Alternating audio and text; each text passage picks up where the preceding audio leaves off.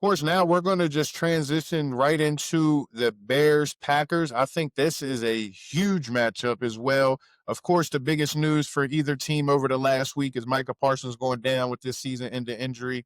Super unfortunate.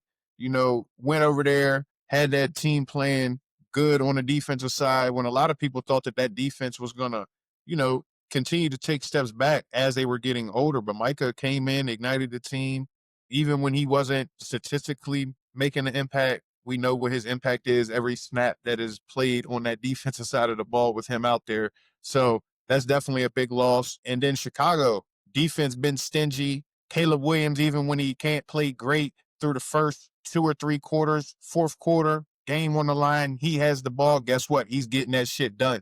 Caleb Williams been getting shit done in the fourth quarter. And as a lot of guys would say, if you can't do it through 1 through 3, if you can do it through in the fourth, that's all that really matters. If your team is there in position and you can be the guy to get it done in those moments, that's what it is. As well as he has his moments dissecting defenses as well. Of course, I still think he holds on to the ball a little bit too long, but he's also turning into one of the best escape artists in the NFL from the pocket. So you got to take the good with the bad. As a Ravens fan, I definitely understand.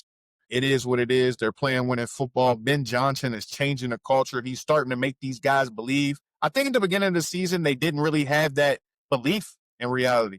Last year was tough. Caleb Williams took a lot of hits. The outside guys weren't producing the way that they thought they should, but that comes with everything else that I mentioned previously. And then coming into this year, you bring in Ben Johnson that had an explosive offense in Detroit. Division opponent comes in, started off a little so-so, and now look at him. Currently sitting at 10-4, going against the 9-4 Packers in a big division matchup in Week 16.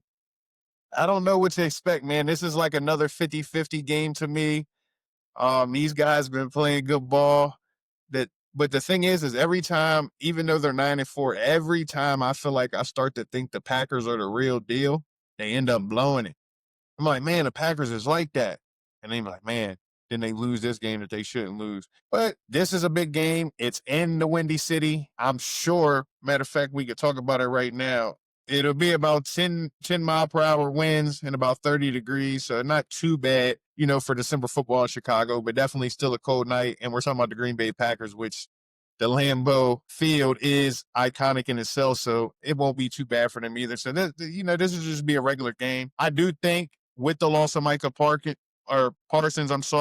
coming off having to go to a division rival that needs this win because of the last time y'all matched up, y'all were able to beat them. So now they have to protect home field and get a win here. And I think that it'll actually end up being a very good game. I think that there's a reason why in the first matchup they were about a 6.5-point favorite. And now in this matchup, it's a 1.5-point game, even though Chicago's still an underdog at home. Like I said, I think when Micah Parsons coming off of this, or them coming off of this short turnaround with Micah Parsons being out, it takes a lot out of their defense. That helps the game planning for the Bears. And I just think they'll be able to make a couple more games because one thing we know, Josh Jacobs and that Bears backfield, because I can't even just say Swift has been the backup as well. They've both been having their moments, and that ground game has been damn good. So I think both teams will be able to effectively run the ball. It's going to come down to what quarterback will be able to make the plays when needed the most, and protect the football most importantly. And it's funny because I say that, and as I look right here, Jordan Love, 283 completions on the year for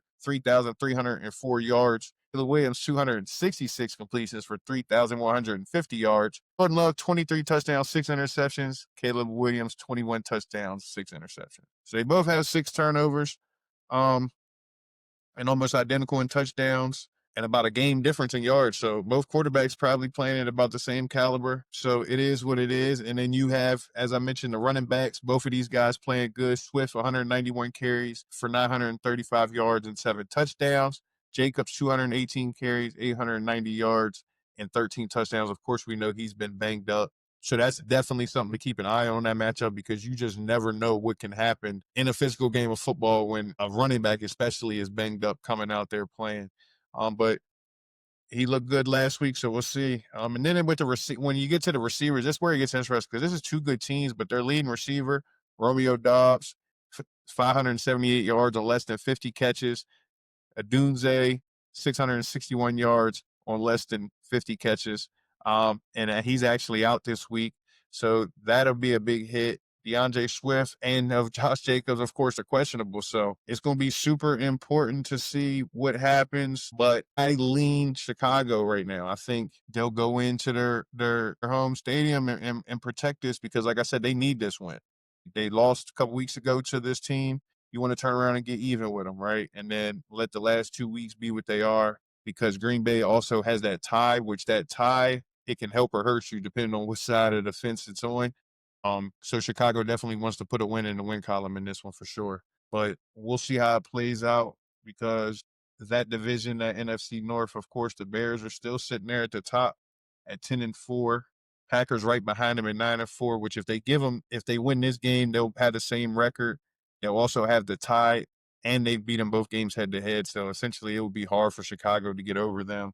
And then the Lions sitting there at 8-6, with 3 weeks left. I don't think that they can win the division, but they'll definitely be fighting for a wild card spot. So this game, huge game. Bears need it. Otherwise, the chances of winning the division is slim to none, and they'll be fighting for a wild card. But I'm actually going to edge the Bears in a close game here.